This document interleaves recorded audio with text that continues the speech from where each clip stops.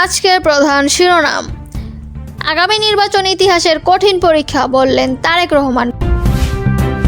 বঙ্গবন্ধু আওয়ামী লীগ আর শেখ হাসিনার আওয়ামী লীগ এক নয় বললেন কাদের সিদ্দিকী। এবার বিস্তারিত। আগামী নির্বাচন ইতিহাসের কঠিন পরীক্ষা বললেন তারেক রহমান। আগামী জাতীয় নির্বাচনকে ইতিহাসের অন্যতম কঠিন পরীক্ষা বলে মন্তব্য করেছেন বিএনপির ভারপ্রাপ্ত চেয়ারম্যান তারেক রহমান। তিনি বলেছেন, আগামী নির্বাচন হবে একটি কঠিন পরীক্ষার নির্বাচন। নির্বাচনের ফলাফলের জন্য বিএনপির সব সময় জনসমর্থনের উপর নির্ভরশীল।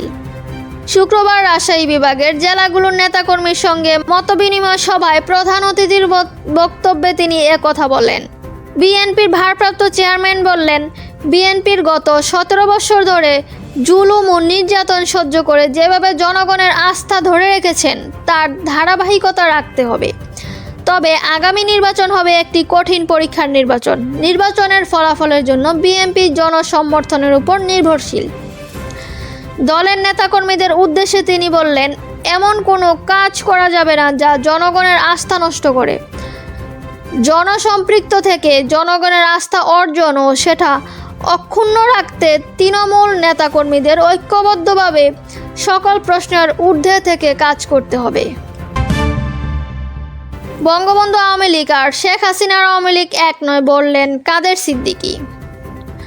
গোপালগঞ্জের টুঙ্গিপাড়ায় বঙ্গবন্ধু শেখ মুজিবুর রহমানের কবর জিয়ারত করেছেন বঙ্গবীর কাদের সিদ্দিকী।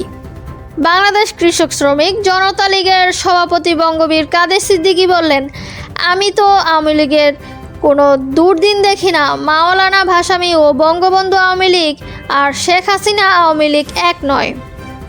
বঙ্গবন্ধু আওয়ামী লীগ ছিল গরিব মানুষের আওয়ামী লীগ। যে আওয়ামী লীগ বাংলাদেশের স্বাধীনতা এনেছে সেই আওয়ামী লীগ আর শেখ হাসিনার আওয়ামী লীগ এক নয়। কাদের সিদ্দিকী বললেন, আমি বঙ্গবন্ধুর হত্যার প্রতিবাদ করেছিলাম। সবাই তখন ইঁদুরের গর্তে ছিল।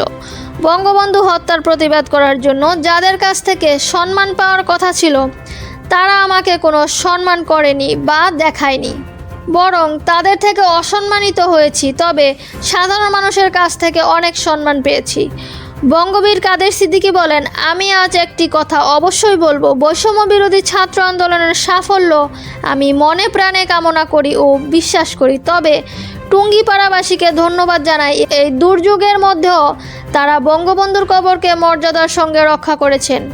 আমরা বঙ্গবন্ধুর নেতৃত্বে দেশকে স্বাধীন করেছি। বঙ্গবন্ধুকে অস্বীকার করে বাংলাদেশের নেতৃত্ব করা যাবে না।